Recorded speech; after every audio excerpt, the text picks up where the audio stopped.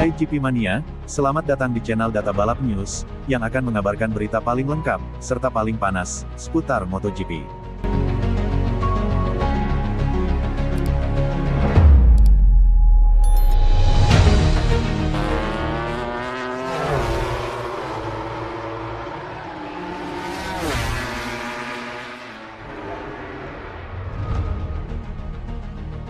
Ogura mendobrak tembok serangan waktu pada hari terakhir tes Buriram.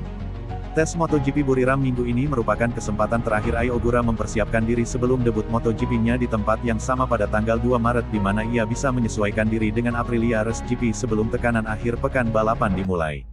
Pagi terakhir pengujian di Thailand menyaksikan Ogura mencatatkan waktu yang hampir cukup baik berada di 10 besar sesi Q2 tahun lalu, sesuatu yang membuat pembalap Trackhouse Racing senang.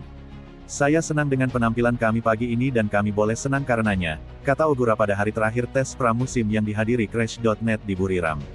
Saya pikir kami lebih banyak melakukan serangan waktu dibandingkan dengan pemain lain. Namun, posisi kami adalah posisi di akhir, jadi cukup senang. Ogura mengatakan bahwa serangan waktu adalah hal yang lebih sulit untuk ditemukan dibanding kecepatan balapan, tetapi ia mendobrak tembok pada kecepatan satu putarannya pada pagi terakhir pengujian. Hanya membuat putaran dengan kecepatan Anda jauh lebih mudah daripada serangan waktu, dan disitulah saya kesulitan di Sepang dan kemarin, katanya. Tapi pagi ini rasanya seperti saya mendobrak tembok dan saya bisa menemukan 2 atau 3/10 lebih banyak. Jadi, saya pikir saya mulai terbiasa dengan mode serangan waktu ini di motor MotoGP, dan disitulah kami ingin bekerja hari ini. Pembalap Jepang itu juga tidak gentar dengan prospek jarak balapan penuh. Saya rasa balapan terlama yang saya lalui adalah di Sepang, kata juara dunia Moto2 tahun lalu. Kemarin saya hanya melakukan simulasi sprint. Tapi, di Sepang, saya tidak punya masalah untuk jarak balapan utama. Tentang performa, di balapan pertama Anda hanya melakukan semua yang Anda lakukan selama hari pengujian, jadi kita lihat saja nanti. Sebelum saya mengikuti satu balapan, saya tidak bisa melihat apapun, setelah balapan pertama Anda bisa melihat gambaran yang jauh lebih baik. Jadi, sekarang saya hanya ingin mengikuti satu balapan. Terakhir, Ogura mengomentari adaptasinya terhadap ban Michelin dan perbedaannya dengan ban Pirelli dan Dunlop yang ia gunakan di Moto2. Saya pikir ini bagus, kata Ogura tentang adaptasinya dengan ban MotoGP. Kemarin saya kesulitan saat pengereman lurus, tetapi pagi ini saya merasa jauh lebih baik, waktu putaran lebih mudah diraih dengan kepercayaan diri yang saya miliki sekarang dengan ban depan. Saya rasa kami beradaptasi dengan baik. Lambat, tapi ya, ia menambahkan, ban jauh lebih keras, jadi bisa dibilang jauh lebih stabil, tetapi mungkin juga kurang stabil karena memberikan informasi yang lebih sedikit. Jadi, saya perlu merasakannya.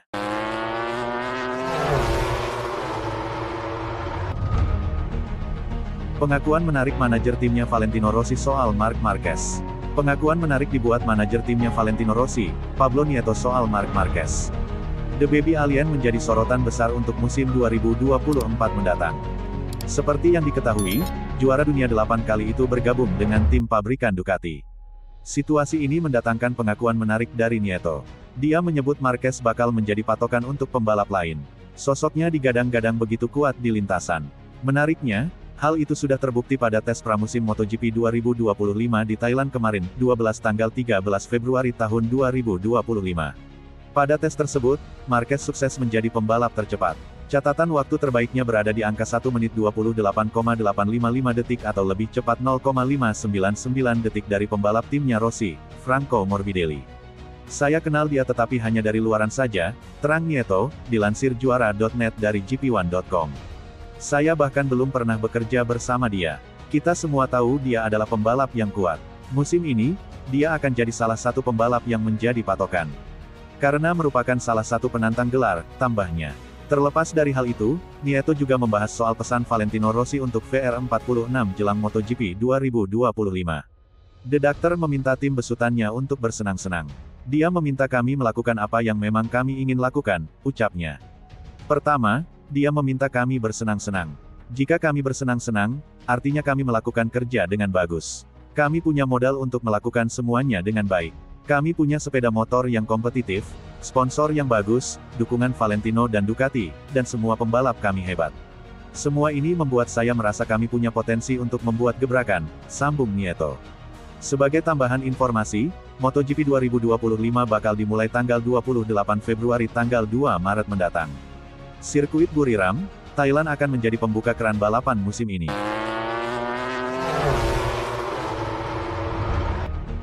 Reaksi mengejutkan Fabio Quartararo dianggap calon kuda hitam di MotoGP 2025.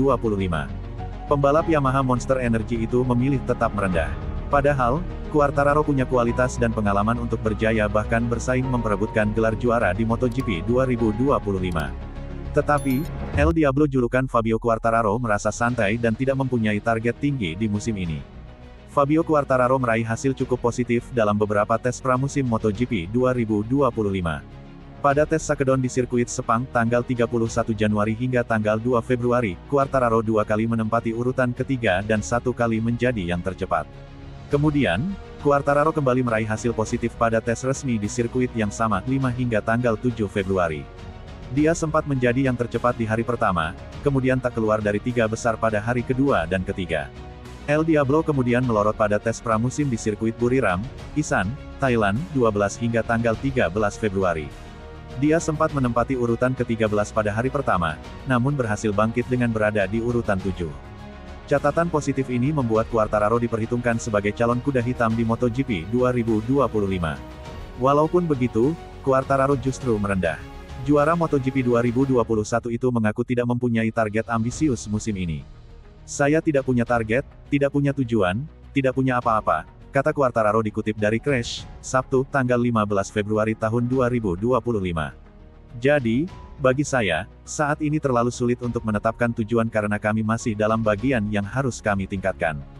Kita harus berpikir bahwa saat ini kita berada dalam situasi di mana kita masih bisa melakukan perbaikan," sambungnya. Quartararo menjelaskan akan memasang target tepat sebelum balapan dimulai. Pembalap asal Prancis itu tidak mau gegabah menetapkan tujuan mengingat Yamaha sedang berupaya bangkit musim ini. "Saya pikir target akan ditetapkan sebelum sprint race dan sebelum balapan resmi," jelas Quartararo. "Menurut saya, lebih baik menetapkan tujuan saat kita sudah merasa cukup atau kurang yakin dengan apa yang kita capai," pungkasnya.